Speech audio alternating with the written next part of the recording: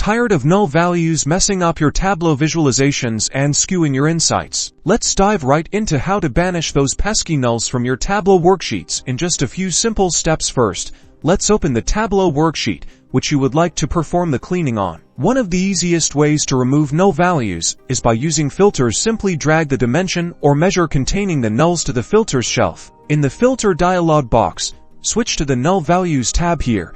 You'll see options to either show or hide null values. Uncheck the include null values box to exclude them from your view. Click apply, then OK. For more granular control, you can create a calculated field. Right-click in the data pane and select create calculated field. In the calculation editor, use the ifNull function to replace null values with a desired value, like 0 or a specific text. For instance, you can write ifNull your field 0. This will replace all null values in your field with 0. You can also use the isNull function to filter out nulls. And just like that, your Tableau visualization is now free of those distracting null values, giving you a clearer and more accurate picture of your data.